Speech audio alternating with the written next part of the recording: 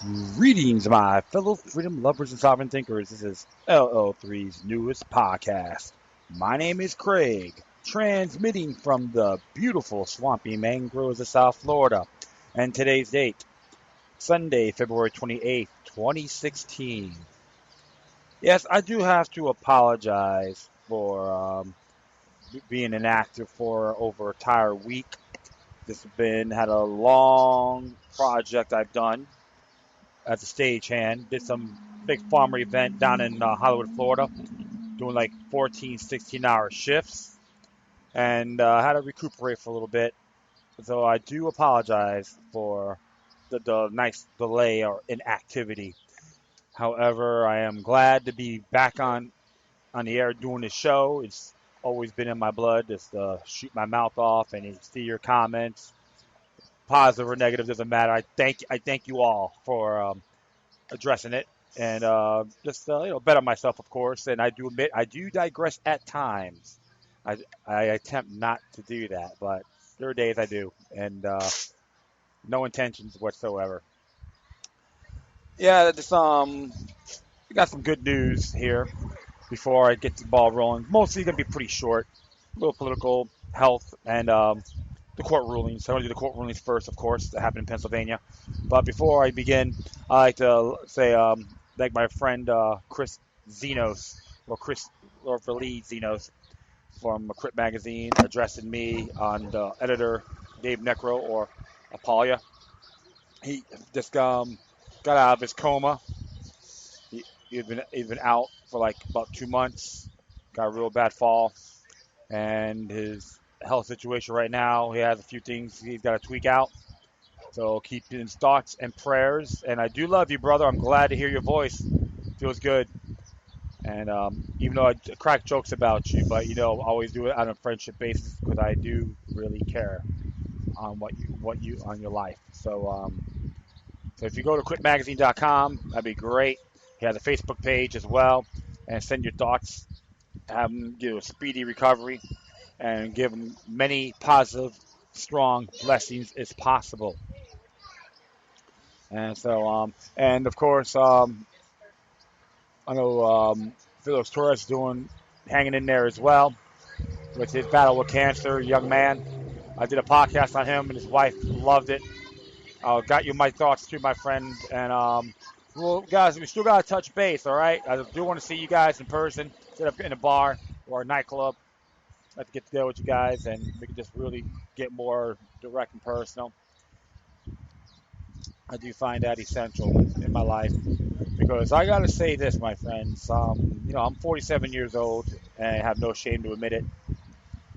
Many people I know that are not around anymore didn't even make it to this age, and I'm very damn blessed. I would say, never ever trying to take this for granted. And there are times I do shoot my mouth off on a lot of my views, but it's always based on a principle. That's all I have to say. And I have my tirade moments on a personal level as well because of that as principle. I don't like to see anyone's space get violated, regardless. There's no excuse. It's unacceptable. I don't give a damn if you're a governmental delegate. So, because you have no right to encroach on people's personal freedoms and natural born rights. That's how I see it. Because some of these folks, they think they're some higher authority. They can do whatever they want. One day that's going to blow back in their faces, and you know what? And here's the thing: it's not going to be pretty for them because you have to soon realize these individuals have families also. They need to think about them before taking unnecessary actions. But like I said, that's just in general, because I do see that happening in Fort Lauderdale and many other places around the country and the world.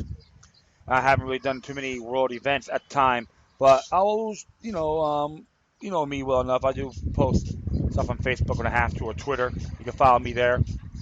And of course, Scene.life. I haven't really posted a lot of stuff on there, but mostly Facebook and Twitter. I enjoy using their tools because I know they may be watching me, but I don't give a damn. I'm watching them. So, okay, enough of that. And the first thing I want to be talking about, I read this a few days ago.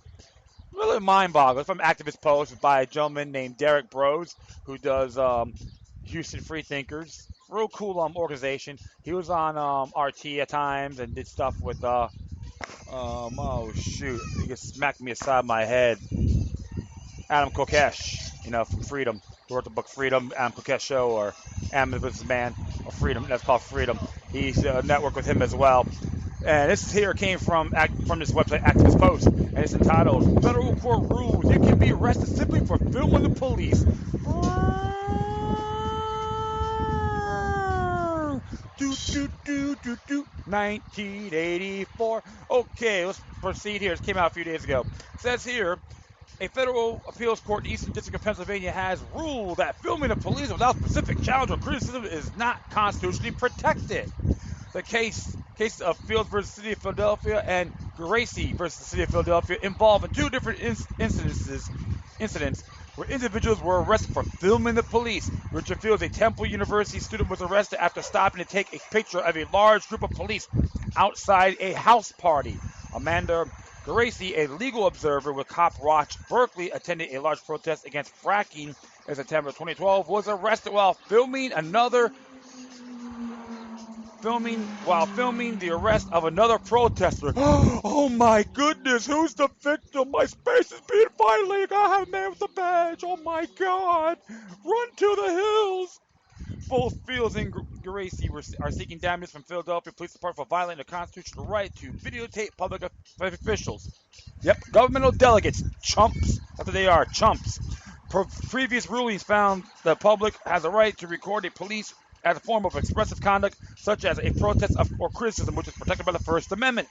The appeals court was specifically tasked with finding out whether or not the public has a First Amendment right to photograph and film police without a clear expression of criticism or challenge to police conduct. The court wrote, and you could get the links on here, Fields and Garcia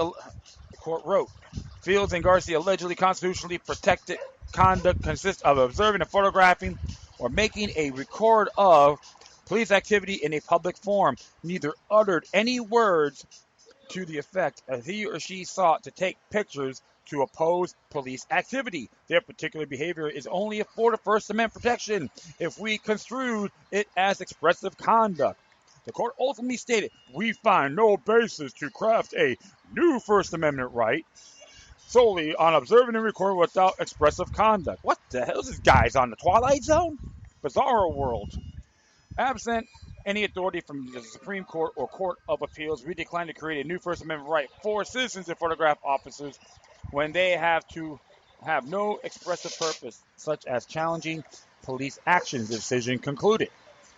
Eugene Bocco, a professor of law at UCLA, disagrees with the decision and says he believes it will eventually be overturned by the Third Circuit Court upon appeal. Rather, one is physically speaking to challenge or criticize the police or to praise them or say something else is relevant to whether one is engaged in expression. I did a hiccup there. Sorry about that. Walco wrote in the Washington Post, but it is not relevant to whether one is gathering information in the First Amendment protects silent gathering of information, or at least by recording in public for possible future publications, as much as it protects loud gathering of information. Whether or not the ruling is overturned, it should serve as a reminder to all free hearts and minds, and the cost of liberty is eternal vigilance. We cannot become passive and allow the ruling class and despots in government to subvert our path toward liberation. Now more than ever, we need communities to actively organize cop watching and politician watching campaigns that encourage accountability and transparency. We must also remain strong in our sense of morality and principles and allow what is legal or constitutional to limit us in our fight for freedom. Absolutely correct. And I have to say this is completely irrelevant and unacceptable. And I haven't really taken the initiative to find out who. It's 21 pages long on the civil action. It came out actually the judgment was on February 19th. And let's just see here who is this judge, and it's really, really ludicrous, I would say. Take this all the way to the end and find out who this judge is. As far as I'm concerned, this judge does deserve a penile microphone award, including the Philadelphia's finest, and all their pathetic sympathizers, the nannies, the sweet probably purebreds who can't even wipe their own behinds. All right, and we have all the bibliographies in here, and so forth. And I'm trying to find out who is the judge in this thing. Looks like it's Jay Kearney. Yeah, Jay Kearney. Okay, looks like Jay Kearney may be the judge, right? If I'm correct. No, that's the attorney, by the way. Interesting. But the whole thing is a complete farce, a true monumental deception. And you can look at that link and see it for yourself. It says what the court wrote. That violates the First Amendment U.S. Constitution and the Ninth Amendment as well, which is also known as enumerated rights. The rights are natural born. And to those Philadelphia police officers that don't like being filmed, you know what? Go be a little greeter at Walmart, because you're nothing more than disgusting pigs. Those particular ones, criminal elements in that particular entity. You need to be more as peace officers rather than revenue collectors. I think the reason why you arrested them because you want to collect money from them and have your stinking pathetic tax dollars at work. So this is why many people call Philadelphia the city of burly scum. And don't get me wrong, Philadelphia is a lot of awesome people out there. Okay, I'm not gonna condemn the whole town, but I'm very critical with the local government as well. They believe they know that they are smarter than you because they have a badge and they have an entitlement. Well, you know what? You deserve a penile microphone award as well. And speaking of that, here's the thing on the Commonwealth, Constitutional Commonwealth of Pennsylvania, and it says here about Article 1, Declaration of Rights, and they violated Article 1, Section 1, which is inherited rights of mankind, says all men are born equally, free and independent, and have certain inherited and indefeasible rights, among which are those enjoying and defending life and liberty, of acquiring and possessing and protecting property and reputation, and of pursuing their own happiness. And of course, the people have the power. They have inherent power over their own government, so you go keep them on their toes. And of course, it's Section 7, freedom of speech, press and speech. Printing press shall be free to everyone who may undertake to examine the proceedings of legislators or any branch of government. And no law shall be ever made to restrain the right thereof. The free communication of thoughts and opinions is one of the invaluable rights of man, and every citizen may speak freely, write and print on any subject, being responsible for the abuse of that liberty. No conviction shall be had in any prosecution for the publication of papers relating to the official conduct of officers or men in public capacity, or any other matter proper for public investigation or information, with the fact that such publication was not maliciously or negligently made shall be established to the satisfaction of the jury, or in the indictments for libels, the jury shall have the right to determine the laws and the facts under the direction of the court, as in other cases. So right there, they violated their own state constitution, or Commonwealth Constitution to be exact. And we can go a little bit further from Section 7, and we can head all the way down. And there's no power. They have no power suspending these laws anyway. So they suspended that. They violated Section 12 of that same article. And of course, there's no habeas corpus. Okay, so there's habeas corpus. So it's ludicrous here. And we can go a little further. Quartering troops, titles and offices. Reservations of powers of people. Article 1, Section 25 states to guard any transgressions of the high powers which we have delegated. We declare that everything in this article is accepted out of the general powers of government and shall forever remain inviolated. Enumerated rights. So the city of Philadelphia violated these sections of Article 1 of the Commonwealth Constitution. And you know what? It proves one thing. These folks here, those individuals that think it's okay to arrest people for filming the police, are nothing more than treasonous in their own to the Keystone State. The people in Pennsylvania need to take that initiative. You got your state constitution, Commonwealth Constitution, is just as powerful as the U.S. as the our federal Constitution. So you gotta keep them on their toes.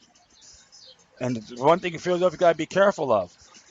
You don't want another battle of Athens, Tennessee, on your doorsteps, right? I don't.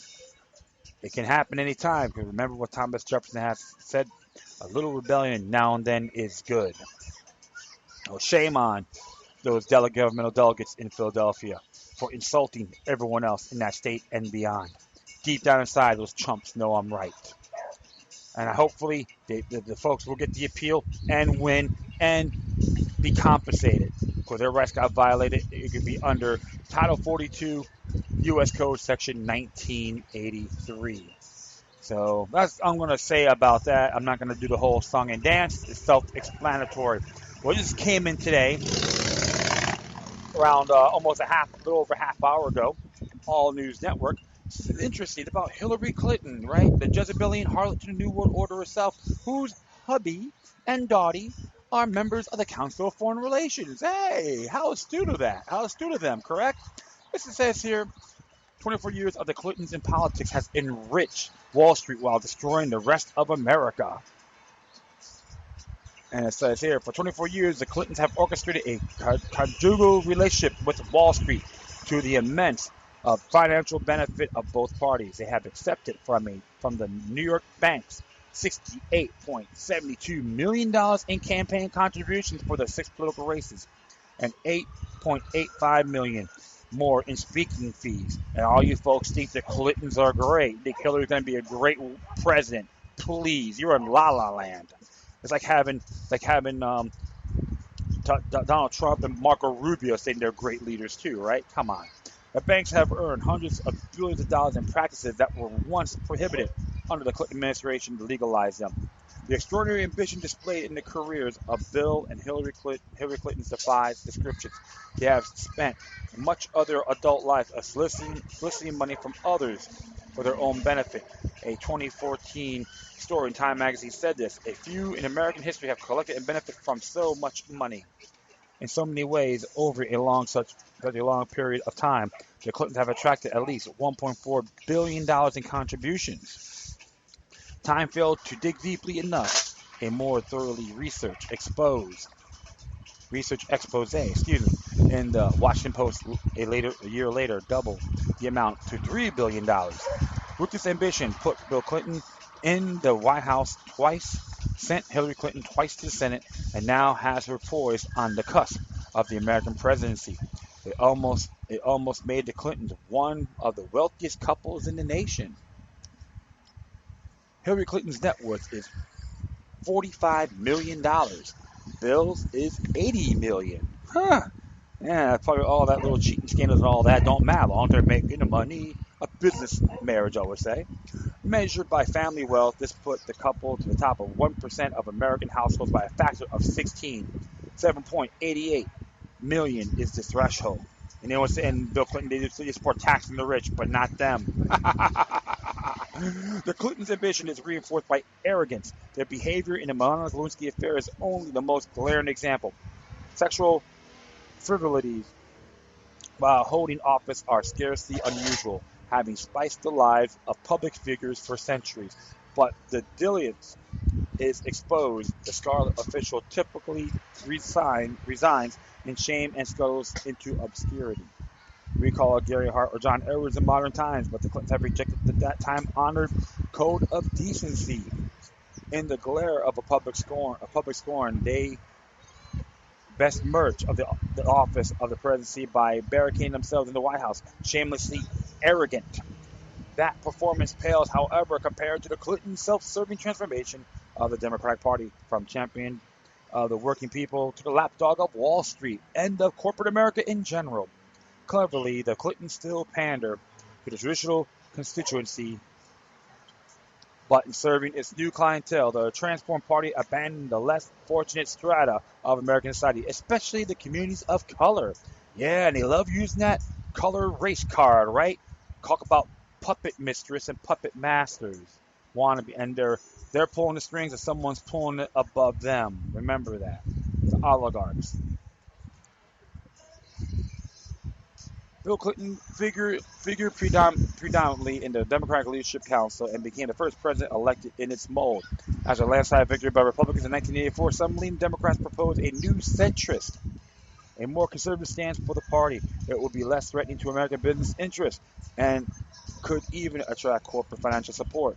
The Democratic leadership council was born to promote the new vision within the party. The DLC gained influence gradually until Bill Clinton's presidency made conservative centrism the Democrats' defining posture.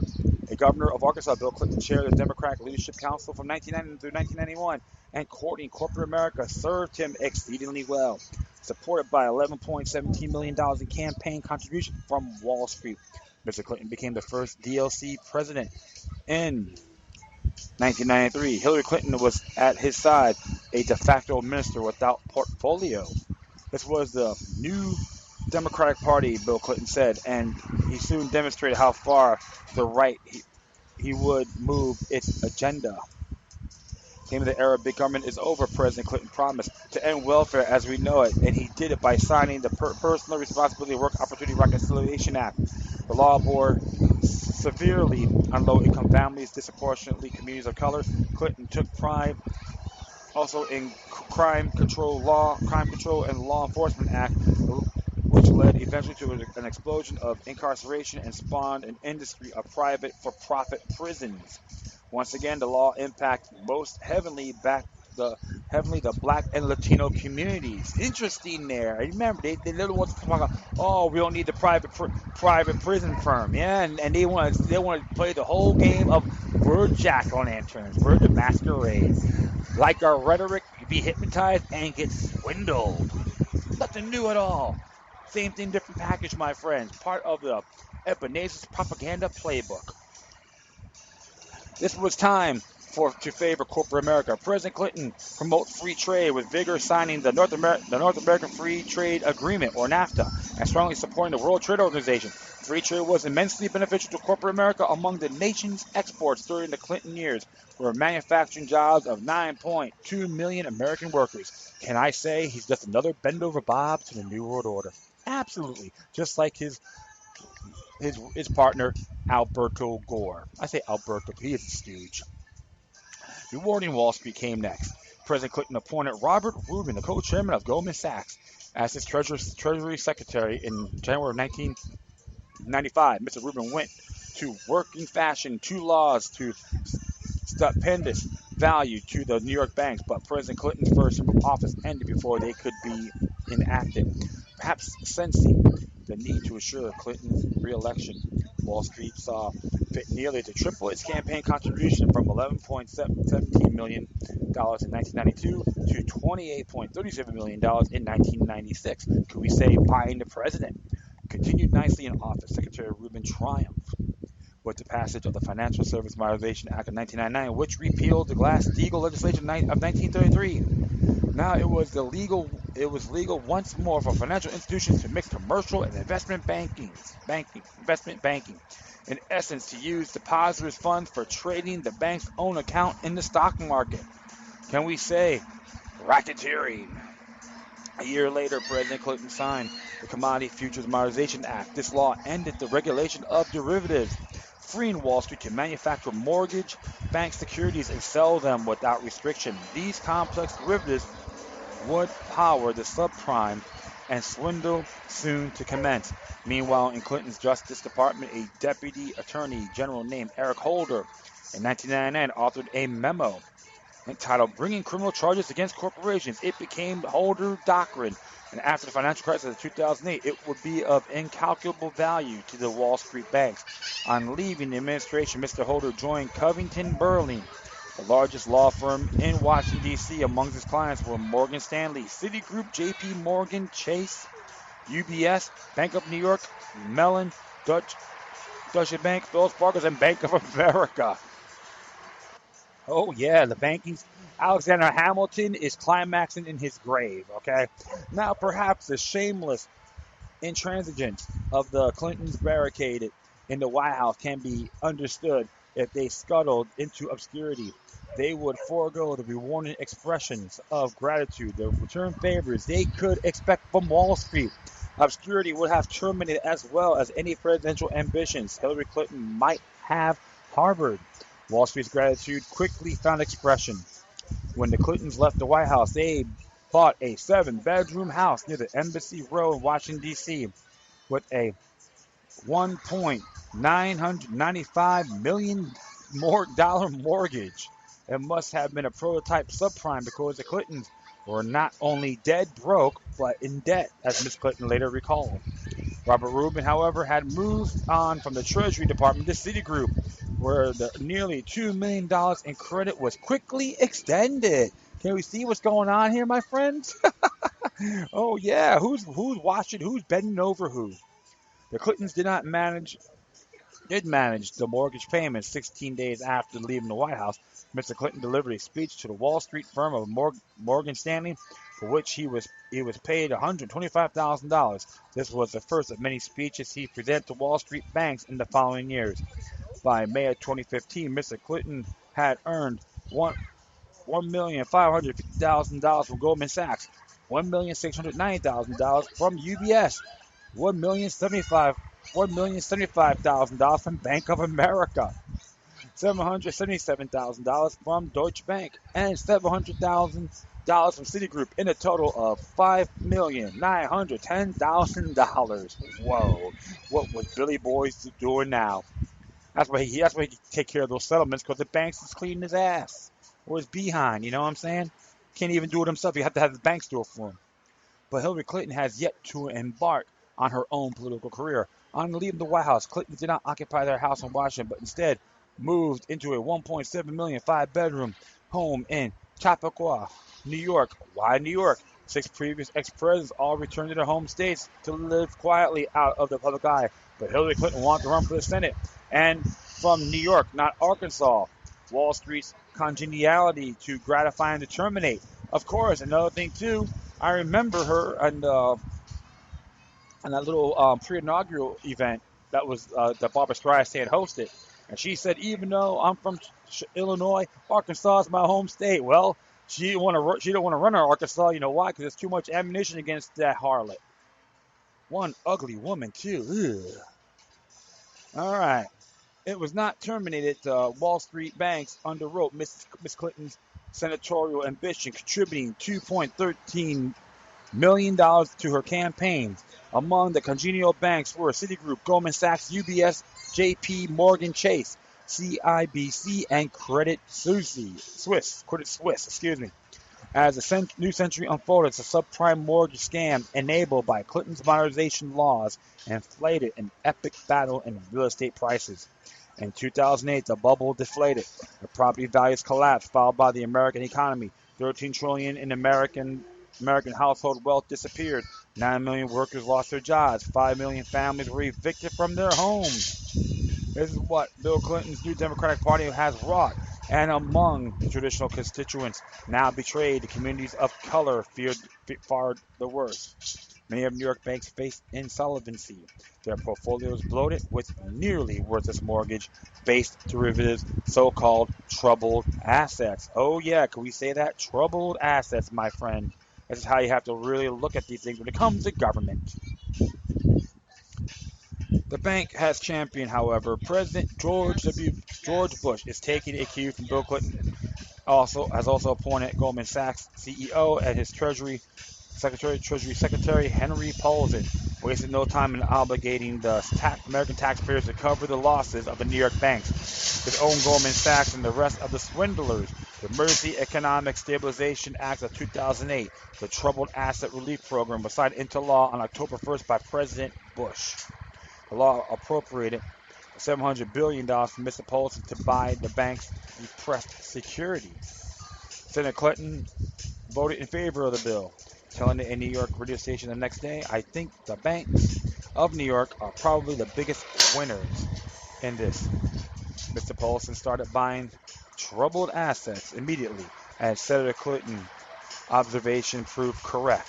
The Congressional Oversight Panel later discovered Mr. Paulson was substantially overpaying the banks. The Treasury bought one package of troubled assets for $254 billion, the market value of which was $176 billion. Treasuries paid Citigroup $25 billion for securities worth $15.5 billion, and so it went. A partisan Democrat might say, what else would you expect from the Bush administration? Of course, it's the finger game. It's all bread and circuses, my friends. Remember that. But the 2008 presidential campaign was underway. The Democrat slate of candidates included Hillary Clinton and Barack Obama. Wall Street was impressed with both candidates. Goldman Sachs contributed $1,034,615 to Mr. Obama's campaign. J.P. Morgan Chase, $874,855. Citigroup, $755,057. UBS, $534,166. And Morgan Stanley, $528,182. $3.7 million in total. But Wall Street was more impressed with Miss Clinton. Her check to the bank was $14.6 million. Hopefully you Hillary Clinton supporters are listening to this right now because, like I said, she don't give a damn about you. She just want to use everyone. It's like most of the other little jackasses who are running for president. Barack Obama took office as another New Democrat, imprinted by the legacy of the Bill Clinton's legacy. Wall Street's $3.7 million hedge would not be wasted. Never disclosed Mr. Obama's campaign, however, or Hillary Clinton's. Hold on here. With a transform of the Democratic Party bill, Clinton has achieved. The Wall Street banks who poured $18.3 million into the contest would be rewarded by the Obama administration in truly spectacular ways, but the historic constituency of the working families of America and its communities of color would be largely ignored. That means being used, deliberately kept ignorant. However, that traditional constituency voted Mr. Obama into office, the black community in particular, with unprecedented enthusiasm. And they just, oh my goodness. And I'm like, you've been swindled. The two most important cabinet posts for Wall Street's interests were Treasury and Justice. President Obama filled both with former Clinton appointees. Mr. Timothy Geithner, the head of the Treasury Department, and Mr. Eric Holder to be Attorney General. The continuity of favoritism for Wall Street was assured. Timothy Geithner was the obligatory Wall Streeter president of the Federal Reserve Bank of New York at the time of his appointment. Eric Holder arrived from Covington Burling, Wall Street's Washington law firm. And remember, he was the assistant to Janet Reno. Well, we know if you look at her, glass will break and buildings will crumble, okay? Hillary Clinton became Secretary of State. Wall Street investment in her would not be wasted either. Now it was Mr. Geithner's turn to administer the Troubled Asset Relief Program. He was no less effective than Mr. Polson in showering Wall Street with taxpayers' money. Mr. Neil Browski, a federal prosecutor, was appointed the Special Inspector of General Asset Relief Program. His job was to audit the execution of law, to secure against fraud, and to hold the banks accountable. Thwarted at every turn by Secretary Geithner, Borowski finally resigned in disgust and wrote an expose entitled Bailout, an inside account on how Washington abandoned Main Street while rescuing Wall Street. There's a link for that. The book jacket says this. Borowski disclosed how, in serving the interests of the bank, Secretary Geithner worked with Wall Street executives to design programs that would funnel vast amounts of taxpayer money to their firms, allowing them to game the markets and make huge amounts of money with almost no accountability, while repeatedly fighting Borowski's efforts to put the necessary fraud protections in place. While Mr. Geithner was twisting TARP to the bank's financial advantage, the Justice Department was shielding the executives from any sort of penalties, either fines or incarceration. Beyond the question of New York banks were guilty of massive criminal behavior, but Attorney General Holder dusted off the directive he'd written 8 years previously in the Clinton administration. Holder doctrine directed the Department of Justice to consider collateral consequences in its prosecution. If such consequences were sufficient, criminal indictments were to be rejected in favor of other remedies. Can we say, Uncle Tom, ethically speaking, Uncle Tom? Yes, boss. Yes, boss. Yes, boss. Bend over. How far, boss? Just an example. Mr. Holder's department chose, therefore, to negotiate with each bank a financial penalty to be accessed into lieu of criminal proceedings. The agreements require no admission of guilt. They guarantee no further prosecution, and the documentation of the legal behavior was permanently sealed. That's how disgusting this man is. He's just an example. Penalties were paid with corporate frauds. Goldman Sachs' penalty was $550 million. It would recover that much in about 3 weeks of trading.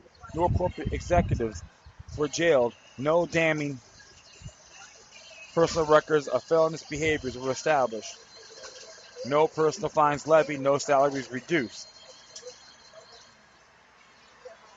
No bonuses denied.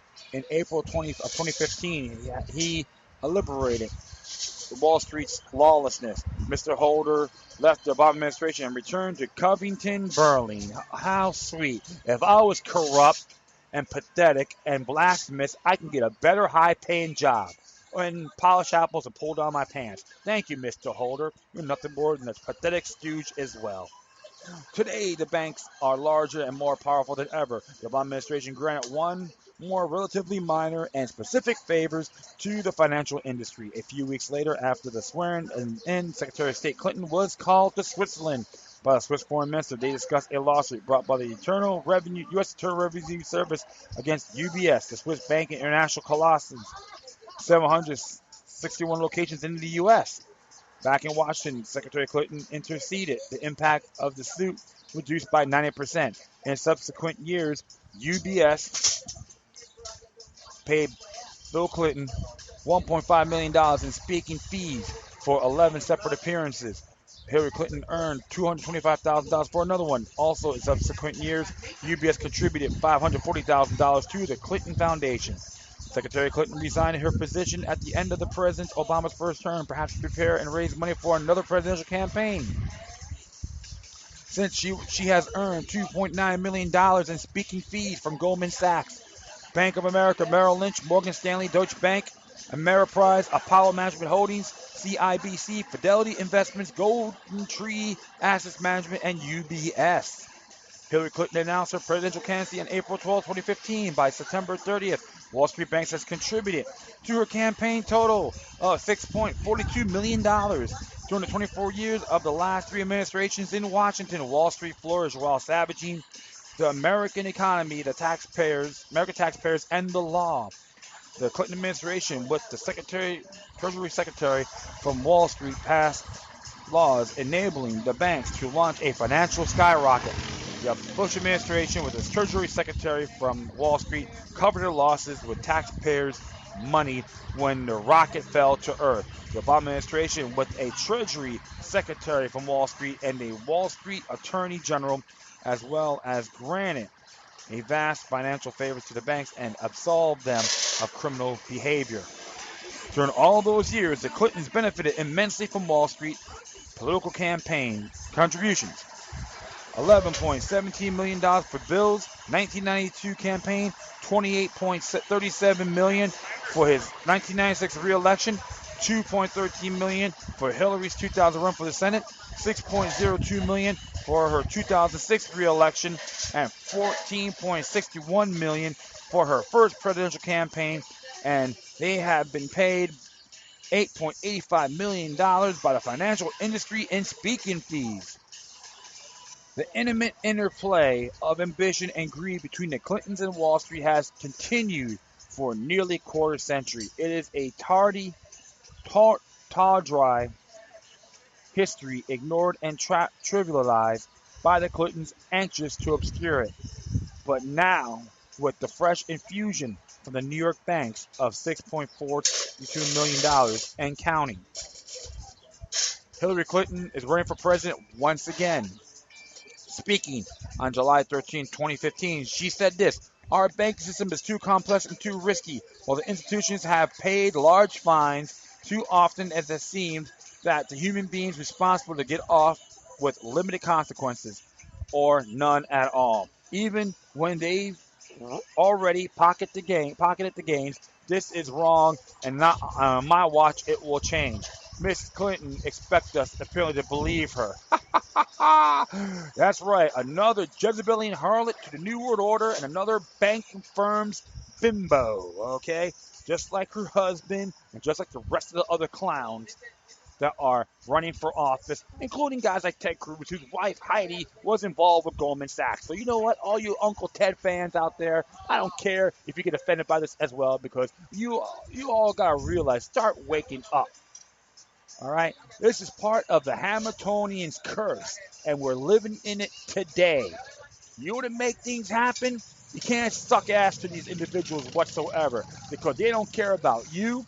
They may sound good about, oh yeah, I support the Second Amendment, but they want to do things behind your back, which is okay. So you got to look at everything across the board. And it's an example of why Hillary Clinton and Bill need to be indicted for RICO, racketeering, treason, etc. They're just an example. Remember, the Clintons and the Bushes are buddy-buddy, okay? And you still want to blame the Republicans for one thing, and the Democrats are great and vice versa, then you all been duped.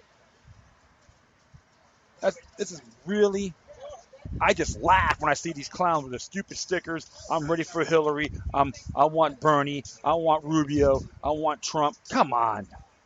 All the world's a stage, folks. Washington, D.C. is not going to help you. You got to help yourself. You start in the local level. Plant those seeds of freedom. Don't rely on Washington, D.C. District of criminals. Hey, you know what? People talk about putting a wall around New Mexico. Someone say, how about put a wall around Washington, D.C.? 10 square miles. I think that would be fantastic. Leave them all in there. And they're drug fiend vultures. This is how I see the world as well. And this is a good article, by the way. I do like reading stuff from allnews.network. Support them. Don't even. They have a show as well, but I take the initiative. I'm reading their articles and share it with everybody else. Okay, so definitely check these guys out. And remember, don't believe the hype. Don't jump on some pathetic, ludicrous bandwagon, because then you get duped. All right, a couple things we can be health related here. Let's see what we got. Boom. Let's just check this out, see what we got. Oh, yeah, that's a nice long article. See here. Came from Seattle Organics. And they got some good stuff. We follow each other on Twitter. I don't have a whole lot of followers, but what's cool about these groups, they got a huge amount of disciples, and I share something with them, and boom. And that's how we do it. Information war. It says here, top 10 food additives and preservatives that are banned in many countries except the U.S. We all know that processed and packaged foods are not good for your health. However, you will be surprised to know how much known toxic foods, additives, and preservatives that are banned in the European Union and many advanced countries around the world are not banned in the U.S. In fact, regulated safe in the U.S. by the FDA, Food and Drug Administration. I call them effing dumbasses. I'm sorry. Sorry about that. As a matter of fact, thousands of products in the U.S. are made with substances that are banned in countries like UK, Germany, France, and even Canada. You probably know that 30 countries have banned the use of GMO in their food supply, yet hidden GMOs are regularly safe in the U.S. by FDA. Here are the top 10 food additives and preservatives that are banned in many countries except the U.S. Olestra and Oleine. Olestra is used in low-fat products that contain no calories, no cholesterol, no fat. It's also used as cooking oil for frying. Olestra, first created by Procter & Gamble, was first approved by FDA as a food additive and a replacement for unhealthy oils. However, later on it became clear that besides removing fat from foods, Olestra blocks the body's ability to absorb essential minerals and vitamins. Olestra is used in fat-free fried foods like fries and potato chips, have been linked to gastrointestinal problems, bowel syndromes, cramps, and weight gain. Bowel syndromes, like flammable bowel syndromes, like you got some fire up your rear end, yeah? While countries like UK and Canada have banned Olestra, FDA has kept this toxic oil as legal food additives and oil for cooking. Oh yeah, government knows best. What a wet dream. 2. Brominated vegetable oil, or BVO. Brominated vegetable oil is used in sports drinks and sodas in order to keep flavors, oils in soft drinks and suspension, which give drinks a great homogenized color. BVO is so poisonous that it banned in 100 countries, and just 2 ounces of 2% solution of BVO can severely poison the child. Brominated vegetable oil is derived from corn or soy and is bonded with bromine. When the food body absorbs bromine, it replaces iodine and causes iodine deficiency. Brominate vegetable oil can increase the risk of breast cancer, prostate cancer, ovary cancer, thyroid problems, and infertility. Fertility. Yes, eugenics. Potassium bromate. Potassium bromate is banned. That's number three. Prom, Potassium bromate is banned in many countries, including European Union, Brazil, Canada, and even China. Potassium bromate is used as a powerful oxidizing agent in baking since it bleaches and improves the elasticity of dough. Potassium bromate is commonly used in commercial baking to make baking processes faster and cheaper. The end product becomes much more soft, unnaturally white, and fluffy. Potassium bromate is linked to kidney problems, neurological disorder, and cancer. 4. BHA and BHT. Ooh. Butylated hydro xanisol, BHA, and butylated hydroxytoluene, BHT, are commonly used as frying foods for cooking, cooling, and reheating in many fast food restaurants. Both BHA and BHT are also used as preservatives in cereals, processed meats, candies, and even gum. BHA BHT is banned in European countries and Japan, with exceptions of U.S. BHA and BHT doesn't do a lot of damage except insomnia, increased appetite, loss of energy, liver and kidney damages, fatal abnormalities, mental and physical retardation, cancer, and blindness. 5. Azodicarbonamide. Azodicarbonamide is considered as GRAS, generally recognized as safe by FDA, commonly used as bleaching agent in baking white bread, cakes, and pastries. Azodicarbonamide is the reason why the bread you bought is still soft and fresh after a few days. Azodicarbonamide also improve the flour strength and elasticity. Most European countries and Australia have banned the use of azobronamide. I hope I got pronounced that correctly. And some countries, including Singapore, have severe penalties: 15 years in jail and $450,000 fine for using azodicarbonamide. Azodicarbonamide have linked to asthma and allergies. Among many foods, McDonald's meat has azobronamide flour bleaching agent. There are 70 ingredients in McDonald's McRib, including restructured meat from pig heart, tongue, stomach, and azodicarbonamide, usually the production of foam plastics. McDonald's, among millions of other fast food restaurants, known that people never eat cow or pig heart, tongue, and stomach. But if you grind these ingredients and hide them, the usual rib or meat sandwich, consumers won't know what they are eating. And according to ChicagoMag.com, the innovator of this technology, Roger Madango, said back in 1995, most people would be extremely unhappy if they were served cow and pig heart or tongue on a plate, he observed. But flaked into restructured product, it loses its identity. Such product as tripe heart and scalded stomachs are high in protein, completely edible, wholesome, and nutritious, and most are already used in sausages without objection. However, if Mr. Adigo and McDonald's shareholders call heart, stomach, and tongue of dead animals injected with hormones and antibiotics high in protein, edible, wholesome, and nutritious, then how about calling deep fried raccoon ass covered in butter and sauce also high in protein, edible, wholesome, and nutritious?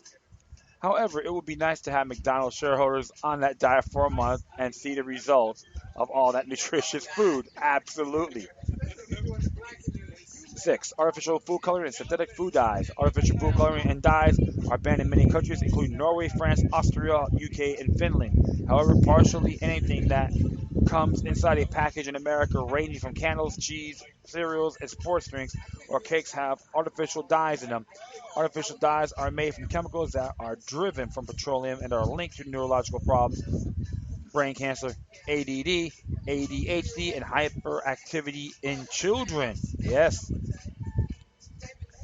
RBGH or RBST hormones. RBGH and RBST hormones are one of the toxic masterpieces of Monsanto approved by FDA in 1993. In fact, Margaret Miller was one of the top scientists at Monsanto who was working on developing RBHG growth hormones. Later on, Miller was appointed as deputy director of FDA by George Bush Sr.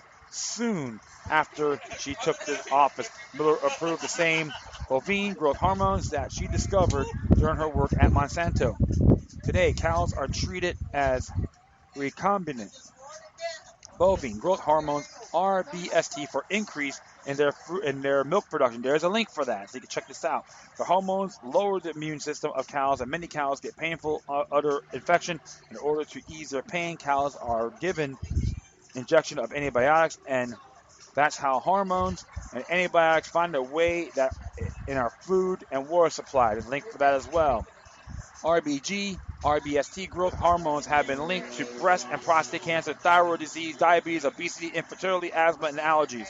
Bovine growth hormones are also linked to every puberty as a result of hormones. Girls at the age of 5 and men in their 40s are growing breasts. One of the countries that stood firmly against the bovine growth hormone was France, and it actually had to pay a very high price. France has zero tolerance policy for using hormones and rejected to buy cows from the U.S. during George Bush presidency. U.S. retaliated by increasing steel import tariffs during GATT or GATT talks to punish the French government and accuse them of being anti-American. Today, bovine growth hormones are banned in many countries throughout Europe, Canada, Australia, New Zealand, Japan, Israel, and France itself. So you always got to look at the other side. So everyone's going to go French bashing. You better look at the other side, my friends. You got to look at everything across the board. 8. The neonicotinoid pesticides. While European Union has put 2-year ban on neonicotinoid pesticides, the U.S. Department of Agriculture rejects the banning this neurotoxin to link colony collapses of bees. There's a link for that as well. Recently, we have posted an article on the systematic pesticides, including neonicotinoid, exist inside the plant's tissues and not just the plant's exterior. In fact, these pesticides can remain in the soil for up to 500 days after the use, and other plants' growth in the treated soil could produce toxic nectar pollen. There's a link for that. A lot of links on here, folks. You really look at it yourselves, okay? Neonicotinoid pesticides can cause neurological problems, and children who are exposed to neurotoxins, endocrine disruptors, when they are still in the mother's womb, have higher risk of developing cancer, neurological problems, and mental disorders, including autism, ADD, and ADHD. 9. Arsenic. Arsenic is a toxic chemical that causes cancer or even death in high dosages. You'd be surprised to know that arsenic is added to chicken diet of the food industry on purpose to make chicken meat look pink and fresh. The European Union have banned the use of arsenic chicken feed. 10. There's a link for that. Formaldehyde. Formaldehyde is also known as methanol and methylene oxide. Is a toxic flammable gas used in production of fertilizer, bleaching agents, food preservatives, hair strengthening products, and personal care products like baby shampoo or soap. Food companies add formaldehyde to processed foods such as milk or noodle meats to extend their shelf life. According to the FDA regulates formaldehyde as a food additive using deforming agents and the feed of animals used for food sources, including some chicken and fish. And there's a website for that. Formaldehyde can damage human cell, and long-term exposure of formaldehyde can cause cancer, including leukemia, and short-term exposure can cause watery or burning eyes, asthma, headaches, skin irritation, and nausea. Formaldehyde is banned by many countries, including the European Union. There's a link to that on BuzzFeed as well. Well, my friends, even a person like myself, all we have to do is read the labels. Avoid these corporate products. This is what's been going on. They want us to get us. They want to bring down the prices to sucker us in. They want to get us hook, line, and sinker. This is what you have to always examine the labels, read the ingredients, and know what you're doing. And then don't worry, I got a nice little crowd up front of me at a coffee shop. They're having a good time, so it doesn't bother me one bit. So hey, it's like I'm outside. It's a beautiful day, so nice and cool. I think it's like in the 60s and maybe like the high 60s. So I don't mind. I like hanging out here doing my little show, so it doesn't bother me. They're not interrupting by any means. But you have to really examine the ingredients of what we consume, what we buy, or same thing. What the hell? I'm saying the same word twice synonymously. And you always gotta be observant and be responsible. Because the one thing about these corporations, when you learn to realize what they're doing, we all got the power to say, you need us more, we need you. That's the key. Supply and demand. They don't want to teach you that, but I will. That's why I do a show like this, to do multiple topics and make sure, hey, everyone has the right to know, my friends. Hey, I'm not some wizard or know-it-all by any means. I'm just some ragtag maverick. I'm learning all this, and I like to share this with you as well. So please, vote on your dollar. It's kind of like an old traditional slogan. Invest wisely. Buy what's good for you and your family. And the whole thing of the big corporations, like I said once again, they need us more we need them. You can take it. So this is how I see the world, my friends. And I've been moving chairs around, which is okay. Everyone's having a good time. All right, finally, this is an op-ed by Paula A. Phillips. It's by naturalblaze.com. It's entitled, 7 False Claims About Cancer by the Medical Pharmaceutical Establishment. As it reads here, false claim number 1. The idea that cancer is a disease of the modern Western world is overplayed. Cancer has been known since ancient times. However, it has gone from rare disease that was during the turn of the 1900s to a rising global epidemic in modern time. The cancer establishment gives the impression that its true cases are unknown and plays down the idea that it is a disease of the modern Western world. Nothing can be further from the truth. Well-documented evidence has been produced to show that cancer causes have been known for years. In recent decades, there have been a growing onslaught of DNA-changing carcinogenic circumstances. Examples of including the rising number of food chemicals, water and air pollutants, vaccinations, GMOs, and medications. It's particularly ignored that findings that isolated indigenous tribes such as the Hunstas, Karakoram, and Azerbaijanis have been virtually cancer-free, with evidence strongly suggesting that it was because the spoils of Western world had been absent. Very interesting. I didn't know about this. See, I'm learning myself, my friends, yeah? False claim number 2, the medical pharmaceutical approach is the only real way to treat cancer. In the line of this mechanistic approach to medicine, the cancer establishment generally ignores any outside of this health model. Little or not enough attention is given to highly effective roles of diet, mind-body influence, exercise, and environmental toxicity. 3, there are no natural health-based successful cures for cancer. Following from 2, it's beggars belief to me on how anyone could seriously look into the factors that address the very fabric of our being. Diet, the mind-body influence, exercise, and environmental toxicity, and how they influence our health. This blatant ignorance has made cancer establishment blind to the evidence suggesting the contrary, and how the natural health-based model with this principle was a highly successful. 4, natural health-based innovators and pioneers are just quacks. Those innovative pioneers who have taken natural health approaches related to the above 4 factors have quite a hard time from the cancer establishment. While there is no 100% cure for cancer, the overwhelming evidence shows that their approaches can be successful, at times more successful than the cancer establishment. Credit should therefore be given to these individuals where it's due. There is no suppressive of alternative cures. That's number 5. Anyone can Google a number of innovators and pioneers with their natural health approaches and see that they have had their equipment seized by the medical and pharmaceutical establishment, have been taken to court for illegal practices, and despite a fact they had records and case testimonies to show high cure rates. The innovators and pioneers have won many court cases because cancer-cured individuals stood up and testified. Examples this include Stanislaw Brzezinski, anti-neoplastin therapy, Harry Hoxsey Herbs, Max Gerson therapy, now headed by daughter Charlotte Gerson. Royal Rife's cancer machine is indeed that you it's up to you to research this and decide for yourself. I agree completely. Here's another thing too. A lot of homeopathic doctors have been finding being dead.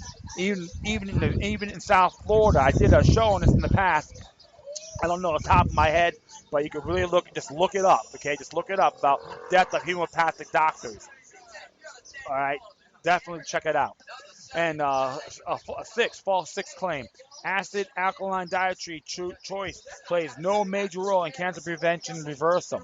The human body's pH lies somewhere between 7.3 to 7.45. Anything outside this range, and we be dead. Remember, the lower pH, the more the acid the blood, which in effect means less oxygen content. Read Dr. Otto Warburg, 1920s. It has the effect of cell generation on the individual. Energy is sapped by the body, trying to raise the blood pH back to mid-range. This caused by eating acid junk foods, which also created a favorable environment for disease such as cancer to set in. The answer is to eat alkaline foods such as raw greens, spinach, broccoli, and asparagus to get pH towards a higher figure, the range, allowing more energy available for enzyme efficiencies, metabolic functioning, and environment unfavorable for disease. False claim 7, survival rate and prevention claims winning the battle. As a reaction to the rising cancer deaths, Richard Nixon, U.S. president at the time in the early 70s, introduced the war on cancer, funding increasingly increased hugely. However, the illusionary war that followed, in spite of the increased funding for research into cancer, the death rates continually increased for several decades. Chemotherapy, radiation, and surgery have not been that effective.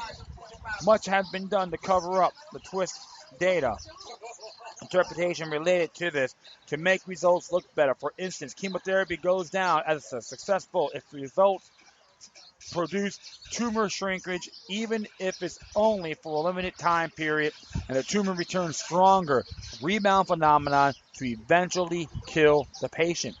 Early detection improvement claim is a myth. That is because no one really knows if cancer is detected will not to be malignant or benign. A classic example of this in this mammogram, the only absolute that can be said that about a mammogram that detects cancer.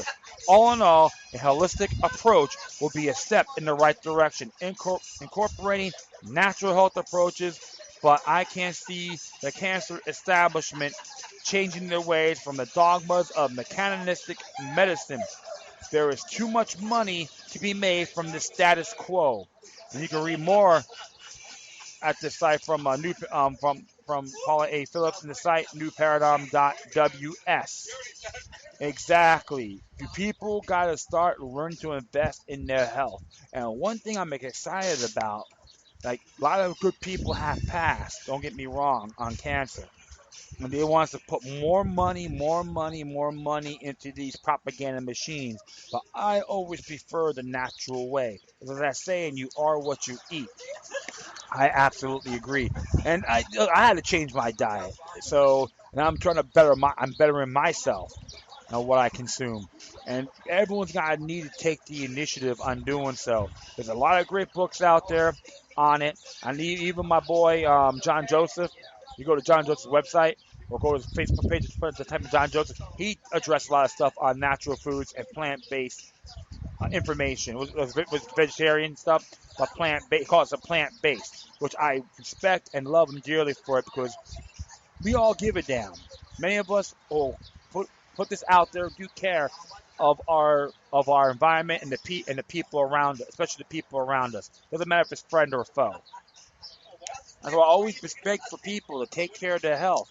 Don't get what I tell some of my young friends out there who are working constantly. Don't get a stroke. If you're getting a stroke, don't let the working world control you. We do need to rest our bodies as well.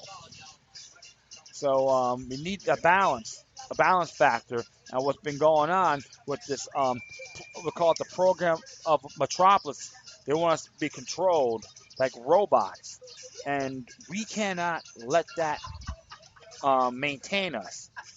Because yeah, we're so used to making a living, which is understandable. But you have to have that mindset too that you need us more, we need them.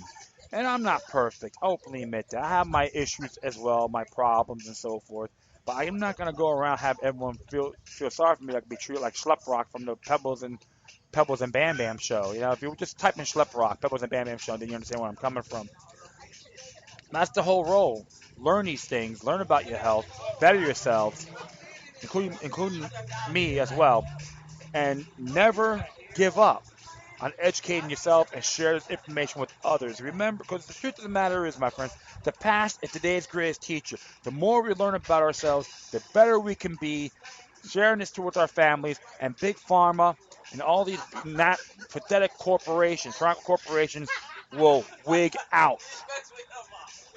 Get them where it hurts, their wallet, by you investing on your health. Take care of yourselves. My father, God bless his soul, he had so many problems in his 30s. He should have been dead at 35, but he passed at 52. But he always hound me with that 1950s Hell's Kitchen attitude from New York. Take care of your effing health, God damn it. Yeah, that's how he was. He was a good man. He had his problems, but I always paid him homage. There's times I always think about some of the things that drove me nuts, and it affects me now and then. I try not to dwell on it as much. It's just one of those bad habits I have. Because as a human being, many of you out there can relate in different avenues. So that's all I gotta say is, take care of your health, man. And there's plenty of people out there are willing to give you a hand, share information, and please do this as well. We all have duties. Because Mother Nature is awesome. Okay, doesn't matter what your creed is, what you look like, where you're from. We're all freedom loving sovereign individuals, and people gotta take a stance and exercise this and pass this down, because we may not live forever, but our legacy can. All right, all right. Well, I thank everyone for listening to the show. Feel free to download and share this throughout your social media networks. If you have any questions, comments, recommendations, love letters, hate letters, or you got information that I can find interesting. However, please send your comments with decorum, which many of you have, and I do deeply appreciate it. You can hit me on Facebook, Twitter, Google+, Spreaker, iHeartRadio, World Truth, Scene.life, and YouTube. Or you can email me at lokiluck3@gmail.com. Before I go, I want to play a song which actually came off of Best Wishes, a band called Cro-Mags. But it's a live version. First heard this tune, it just it owned me. Actually, I got inspired. I was really inspired, and the lyrics are incredible, basic but awesome. And and like I said, I just made an impact in my life because I felt like I'm not like I was alone, and I wasn't. There's a live version, and this time they had actually John Joseph and Harley Flanagan switch vocals, called Crush the Demoniac. Is a live version, so I'm gonna play that before I get off the air. But one thing I gotta say about Cro-Mags, it doesn't matter what they say that that he's a founder and all that. Harley Flanagan's the founder, which I'm not gonna condemn him. I know one thing: Paris, John, and him aren't 100% innocent on what occurred in that particular relationship when they were together. And I say that out of respect. We're all human beings. We all have our rough edges. And it's a shame when the Age of Crawl came out, which everyone loved that album dearly, and even people in heavy metal music, I remember one time I wore my Cro-Max shirt at the Amar Moss concert, the 70,000 tons of metal pre-party, and everyone, I hear people from Europe, Cro-Max, kick ass! And, they know, man, because they know the songs, they know what they're about, and they kept it real. And I seen the jam with John and Mackie a couple years ago, and down in Miami, Churchill's. John's a great guy. I love him dearly. We share information and spread the love as well. So I gotta thank them for making impact on my views. I'm not alone. So but it's a great song, Crush Demoniac. I'm gonna play this. So before I do, just like I always say, always remember that demoniac resistance is healthy for the soul and can liberate humanity. Until next time, take care of yourselves, keep on spreading the love, and may your guardian spirits be with you. Enjoy the song. Signing off.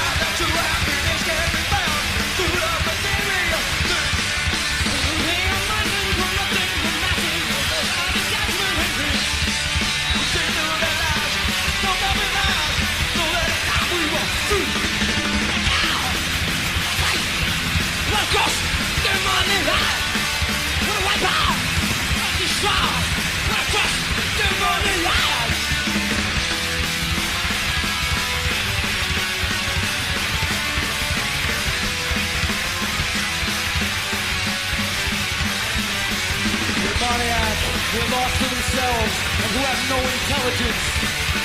Engage in unbeneficial horrible works meant to the sky. Wow!